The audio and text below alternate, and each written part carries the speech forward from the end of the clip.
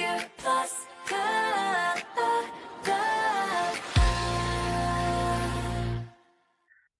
Welcome. I'm Kelly Martins, your host of the Six Figure Plus Club. And today I'm joined by Marci Baron, the founder of Marci Baron Clears.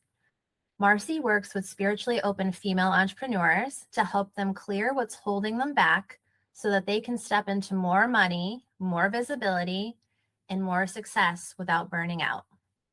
So before I let her speak, I just want to say up front that I have worked with Marci personally through Lucy Vincent at Lucky Girl. So I can speak from experience when I say the work that she does is really powerful.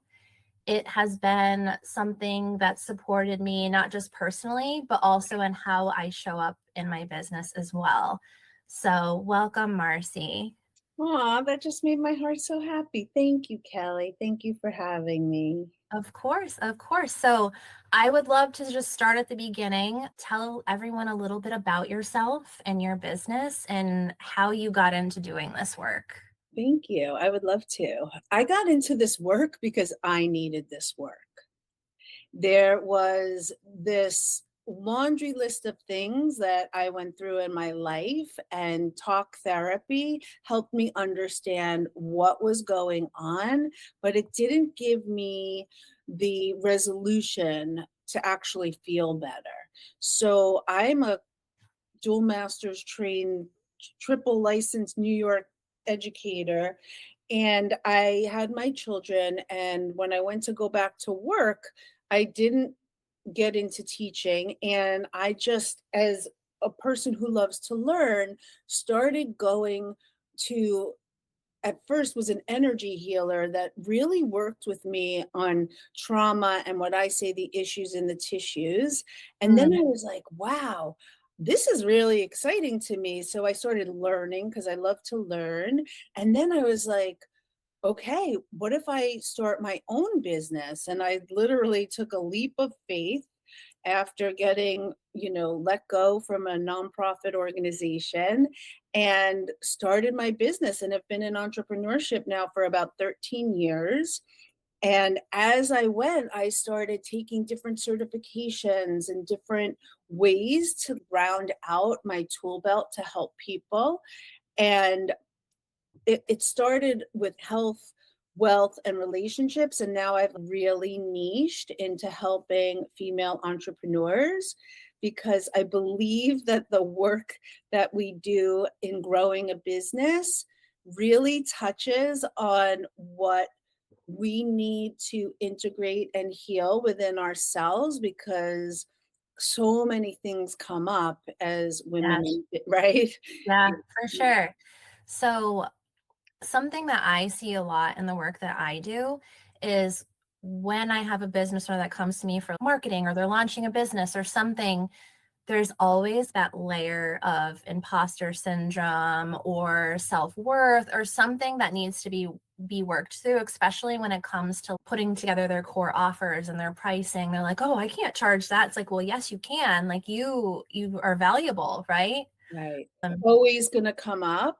It is Yeah. always going to come up. I say our businesses as women are the lens in which we do the work of our soul. And we always, and we always hit our upper limit around confidence, worthiness, visibility, leadership, Yes. and all of the things that, as little girls, we have been told, you have to fit in, you need to take care of other people at your own expense, right? People pleasing, have trouble setting boundaries.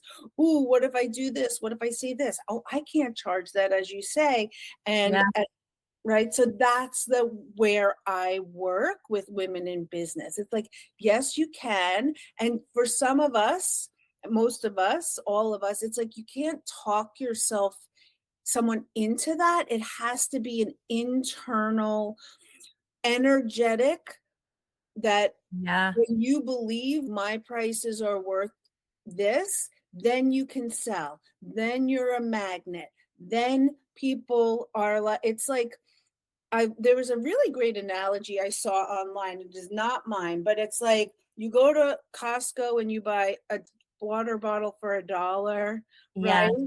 You go to the airport, you spend $7. And if Mhm. you go to the desert, someone's going to pay $25 for that same bottle of water, right? So it's like the person selling it, it's like that is the energy in which everybody does things. I know this is a huge thing with women in business. When I raised my prices, a lot of people went, and then all the different people came in, and it's a different caliber of people when you raise your prices, but you have to be in alignment with that.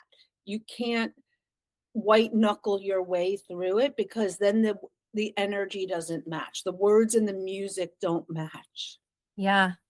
That's so true. I want to go back to something that you said though around the labels that we were maybe given during childhood or just throughout our lives that maybe have kind of stuck with us even if we don't even realize it. So for me, when I was younger, I was always told that I'm bossy, right? But like what does that translate to now? I'm an independent woman. I own my own business. I beat to my own drum. Those are awesome things. But it took me a long time to shift my mindset around that, right? So I'd Yeah. love for you to talk about that and what you see in your clients and maybe how you help them through, those labels that have been given to them that they have taken on. Yes, I love that. First of all, even because of you as a female being told bossy, if you were a male, you would have been told you were assertive.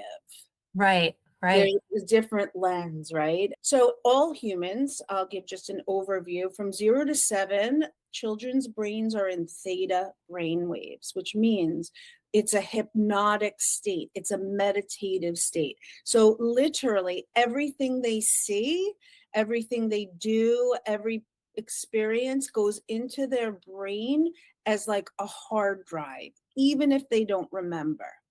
Also, because children have an ego, which means like it's mine, right? Like in child development, they think everything has to do with them. So, for example, let's say I'm going to give an example of a child who has a dad, let's say, or a mom that's a little unpredictable, that can be angry and then sometimes loving, can be punishing, or then sometimes generous. So what does the child learn? Oh, it's me. I have to walk on eggshells in order Mhm. to the two basic needs: stay loved and stay connected, because Right. that means they stay safe and their needs get met.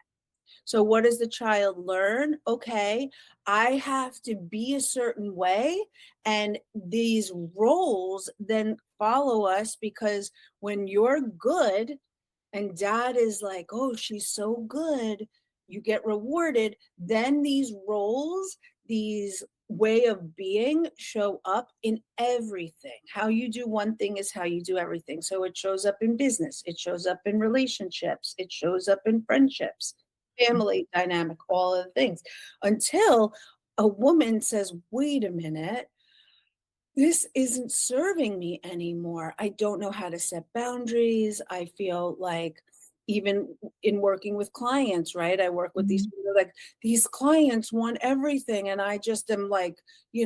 bending over backwards. And it's like, wait, hold on a minute. Human nature is the client is going to want everything they want, because that's what people do. Can I get this? Can I receive this? I'm paying for this. It's up to us to say, you know what? This is going to be extra, Right. right? For us to Mhm. say that's not okay. And then there's the person who, let's say, comes from scarcity, is like, oh, I don't want to upset them, right? There's Yeah. that way of being. Or it's like, no, this isn't okay, and I get to set a boundary. And most people in business are going to understand, you know what? Okay, she's setting her boundary with me. It's not personal. But so many women in business take it personally, right? So that's how I support. That's the lens in which I work. And it's like you just so beautifully articulated, like, you had a role, she's bossy, but then you're like, wait a minute, That's disempowering. I'm resourceful. I'm able to call the shots. I'm able to give direction with ease. And that's a great quality as a business owner. So I want to talk about a little bit of your energy shift because, now you're a six-figure founder, right? Yes. We don't start off that way. So let's talk about the early days of your business and what that looked like, and Yeah. then how you have transformed your energy to get to where you are now. Yeah, thank you. I love that question. I mean, I was an in-person Reiki healer for $80 an hour, trading time for money. And, just like, all right, whoever's local. And I became very frustrated when I live in New York and we would have a snowstorm and everyone would cancel. Right. Like there would go my day. The kids are home from school, roads aren't plowed. And I was like, this is no way to have a business. So I started working with a business coach. Her name's Erin Porter. She lives in San Diego. And she's like, okay, Marci, the world is moving online, group coaching things, programs, all sorts of things. And then COVID hit. And then I remember having to go on Instagram stories and go like, I do work over Zoom, which is kind of like Skype. Like you had to tell people what that was, Yeah. And again, I had started a membership and I wrote a book and I did, groups and I was leading retreats and then started realizing like, okay, some people want to just do one and feel what that feels like and have that offer, but really do, coaching containers. And as you said, with Lucky Girl Social, I work with the women who are founders of social media. That's how we met, to scale their business. And I do groups and individual for her top tier level. So it's a beautiful, diversified way in which I have scaled.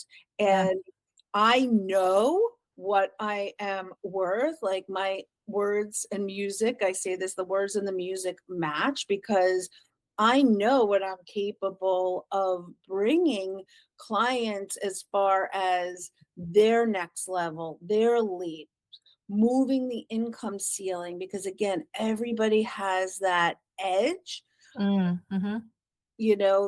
that happens. So that's how I did it for myself. It's like I'm had to do it for myself. Yeah. So when you grow and you start, doing all of these different things and expanding, there are things that you have to start giving up. What were some of the trade-offs in your business or in your work-life balance that you maybe had to shift in order to keep growing your business? I'm very big proponent of work-life balance. I don't feel like I had to ever pay a price. I think the only thing that I just kept having to do was my internal work. What's Right. my edge? I used to feel like I had to pay a price to receive, and that came from my childhood. That came from a father who would always throw in my face what he would do for me. And I always it was like a trauma. At 40 Right. years old, I got a list of everything he ever paid for me, like, Mm, which is bananas. Okay. So, right. Like, it's like, okay. So I had to really dig deep into me and be like, I don't have to pay a price to receive. I'm worth it. I'm good enough. I'm worthy. yeah. And there has never been anything in me around work-life balance, because it's just always been alignment. And that's how I feel. It's like it has to come from within, of what I charge, what I do, the action that I take, how I show up. And I believe I'm worthy of rest. I believe I'm worthy of balance. And I believe that I want to put my phone down and be outside or be Yeah. present. I Yeah. I love that. And that's something that I value also. It has taken me a bit to get there, to be truthful, but I Yeah. would love for you to maybe give a message or a tip or a piece of advice to the listeners that maybe do struggle with that. I know sometimes there's a lot of guilt, like especially if you're a mom, like, Yeah. taking time for yourself and things like that. Like what is a tip that you can maybe share with the listeners regarding that? Yeah, that's a great question. As a mother too, and I feel like as women, we're pulled in so many directions all the time. And we are human beings, not human doings. Mm-hmm.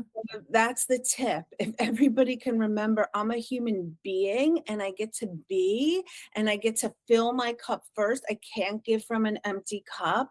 It's so cliche, but the truth is we cannot give unless we give to ourselves. And our basic needs of rest and being and relaxing and being outside in nature and being with family. And we were never meant to carry these computers in our hands all the time. It just takes away so much presence. And now it's become, I get to be. I get to be Marci. I get to be Kelly. I get to be whoever is listening to this first and foremost. And whatever's waiting for me on the other side, I always say this to myself, it always gets done. Yeah. It always gets done. So if someone's listening and struggling, say to yourself, I'm a human being and it always gets done. And I put my hands on my heart saying that because we need really to take care of ourselves. Burnout is real. Yeah. Being imbalanced is real. Constantly running is, it was a real thing. And we have to come from a regulated nervous system, having the capacity to deal with whatever's in front of us, whether that is a crying child or the thing that I have to do right now is I have to make dinner. It's not easy because we have so many roles as women. And being a woman in business requires us to be in our masculine and our feminine energy. And Mhm. that's something that I really love to teach women about in business too. Can you expand a little bit more on that? Because I know some of our listeners might not know what that means. Yes. So as humans, whether you're male or female, we all have masculine and feminine energy. Okay. Masculine energy is the doing, it's the logic, it's the moving the ball down the field, it's problem solving, it's solution based. Okay. We need those in our business to get the things done. Yep. Feminine energy is your intuition, your creativity, your being, your emotional self, right? Mhm.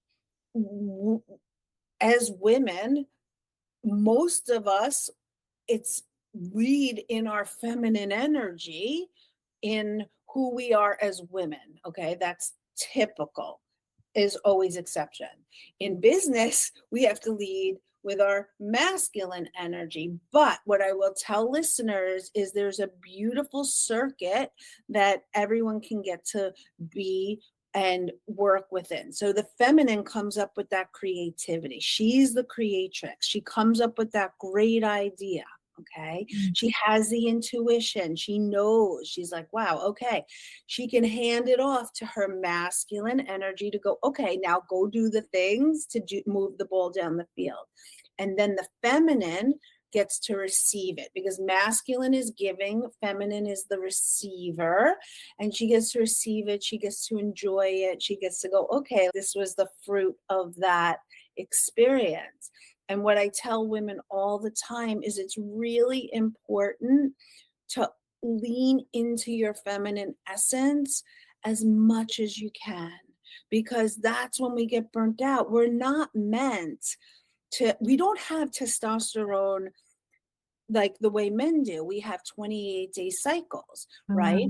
Mhm. When you're in your ovulation and your follicular state, it's like that's when the creativity, that's when you want to show up, that's when you should be scheduling your podcast, Kelly, right?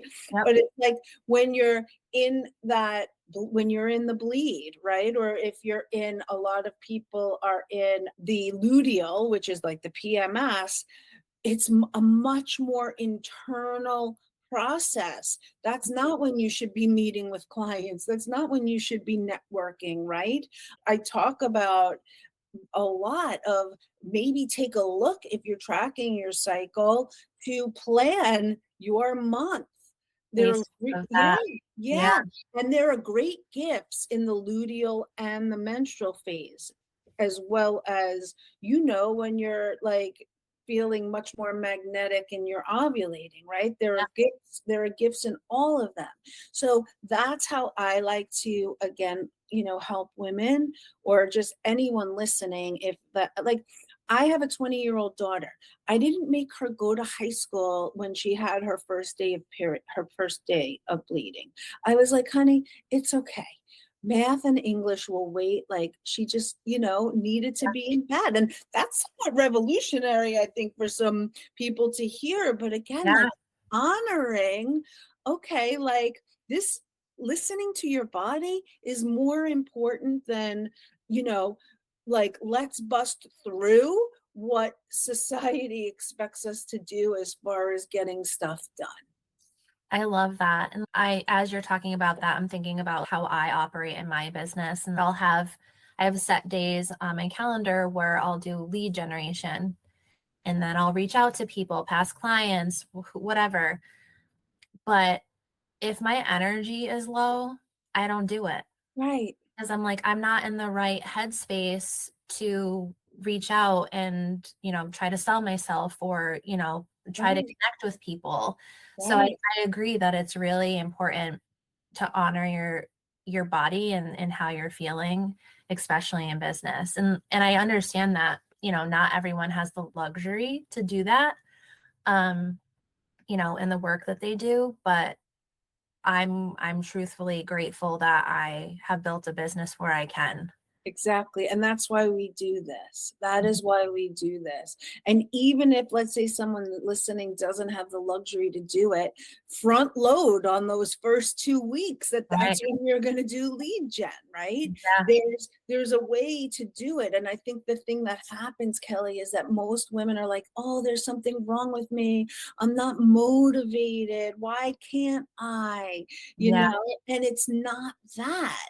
It's that biologically, we just don't wake up with that testosterone the way that men, like, that's how work was, situated around their 24-hour testosterone cycle. We have a 28-day cycle. It's very different. Masculine energy is the sun. It's generative. It's, in every culture, sun energy is masculine. In every culture, moon energy is feminine.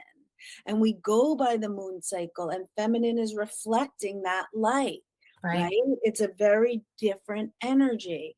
So I even just think, like, having the awareness, if people even aren't ready when they're listening to our conversation to do it, you just go, wow, I didn't know that. And how can I maybe think about this and give myself grace? That's what I want all female entrepreneurs to do, is like, oh, I didn't know this. I have grace for myself in this. Yeah. I love that. I think that that's so important. And I want to maybe dive into more of the masculine side of things too, more of practical things we have to do in our businesses, and like maybe learn about, as you were growing, the behind the scene changes that you had to make in your business to actually support your growth. So maybe systems you implemented, or delegating, or bringing on staff, or whatever it is that you had to do to grow. Because I feel like when we're growing in business, we all reach this point where we're like, I'm tapped out. I can't do it by myself. What did that growth phase look like for you? Yeah, so that's a great question. I'm great at what I do, but the biggest problem I had was my social media, being consistent in my social media, getting across, like, top of funnel, middle of funnel, bottom of funnel, having a clear direction. And Mm. I hired a full-time social media manager, Natalie from 52 Car Social, who was in the program. We just She's like, great. She's I know great. she's so great. And it was like, I needed that. I needed her brain and her Mhm. clarity and her ability to translate what I do into selling myself. Right? Because it's changed a lot over these 13 years that I've been in business. So that was one thing. Then, all of the techie stuff. I'm not good on Canva. I'm not good with email. I was able to do basic MailChimp back in the day, but then get all of the way, I have an online portal of a school, if you will, with all of my courses and offerings and all of the things and how to get that moving and selling and looking beautiful and cohesive. And, just you need that expertise, because what I'll Yeah. tell you is you're good at what you do. And then we wear a lot of hats. It's like, Mhm. I'm great at what I do, but marketing, selling it, making it look beautiful, all of the things on the back end, it's not my specialty, and I had to outsource that. So I want to talk about, because I think that's really important, learning or knowing what you're good at, knowing what you're not good at, and then delegating out. But I feel like a lot of business owners have this fear. It could be fear of lack, investing in their business, or fear of letting go.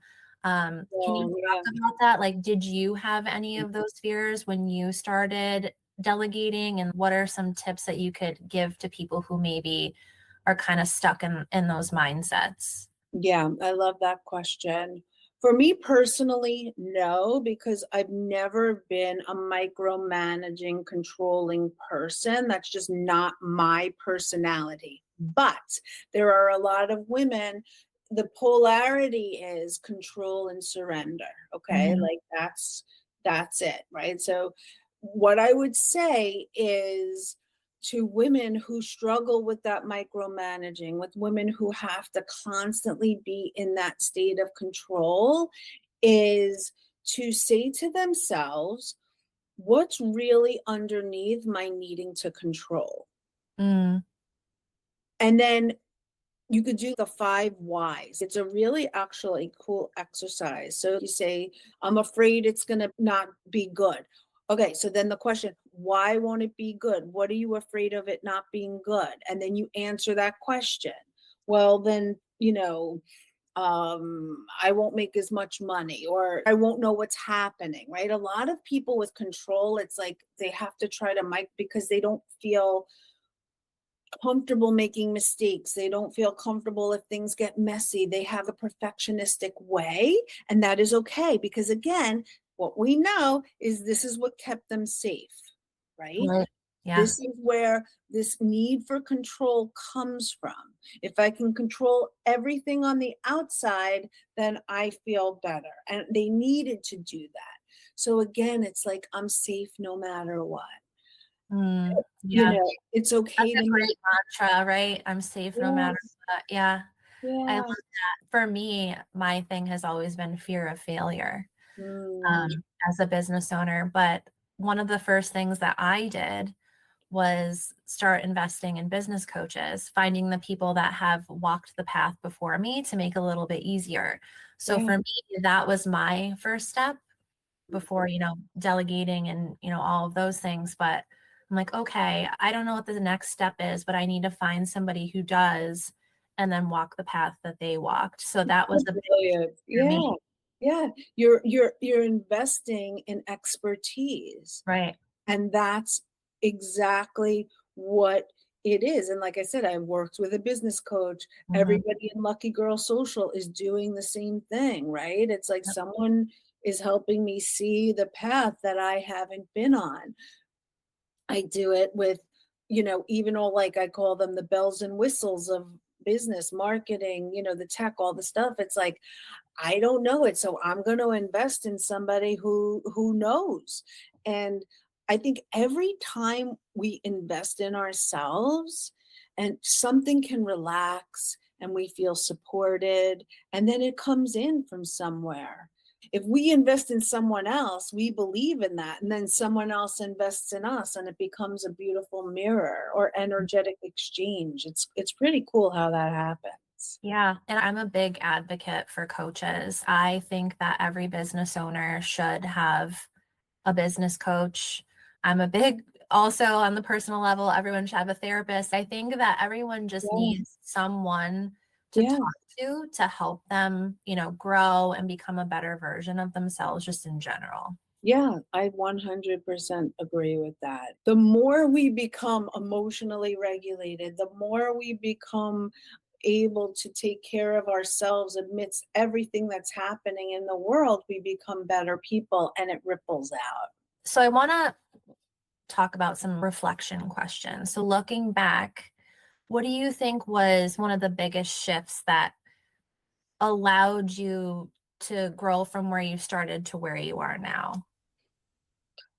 That there was a different way, that Mm, it was like what, again, like you said, I needed someone's expertise to say, okay, this is what's possible. This is what's possible. This, do this, do this, do this. That's what it was. In my mind, I was just working 1 hour per, dollars for hours in yeah. person. And at a time when internet stuff was really rising, it was like, oh, okay, this is a better way. And again, just the confidence in myself to know that, I can do it. And I really do bring incredible transformation. That's exactly what did it. I think it's the mentorship. It's like someone said to me, okay, Marci, this is possible. This is reoccurring income, like Yeah. all of the things that I didn't even know were possible. I love that. It's like once your eyes were open to it, you're like, okay, let's go. I'm ready. Yeah, Um, exactly. so, what is one piece of advice that you would give someone starting or trying to reach your level? Ooh, just one moment at a time. Stay present in what's here and honor that. Little baby actions go a long way. I believe that confidence is not, we're not born with confidence. It's something that when we take courage, we get information. So it's like, okay, did this work or did this not work? And when you just have that courage to just make a decision, when you make a decision, then you say, did this work? Did this not work? And then you go from there. And if you could stay present and just go one baby step at a time, you go far. I love that because I feel like a lot of times, and I even do this with myself sometimes, like I'll have a goal that's, set pretty high. And then I'm looking at the goal and I'm like, oh, I'm not there yet. But if I look back, I'm like, oh, I took all these steps to get me there. Right. Right. So I love that. Like, the baby steps do get you to the top of the mountain. It's true. Yeah, exactly. Well, Marci, thank you so much for being here and for being so open and honest about your journey. And for anyone listening who wants to connect with Marci or learn more about her work, I'll make sure to add all of her details linked in the show notes so you can find her. And thank you again for being a part of one of the very first conversations of the Six Figure Plus Club. I really appreciate it. And you. Oh, my absolute pleasure. I'm so honored that you asked me, and I just adore you. And you're just such a beautiful, bright light. And I love that you created this room. This is exactly how it starts. We say, what are the things we need? What are the things we wanted? What it would have helped us back then, and even just for you personally, having these conversations like on a personal level Yeah, fills you up, grows you, and I'm just so absolutely. honored to be a part of it, and I just adore you. The feeling's mutual, Marci. Thank you again. Thank you.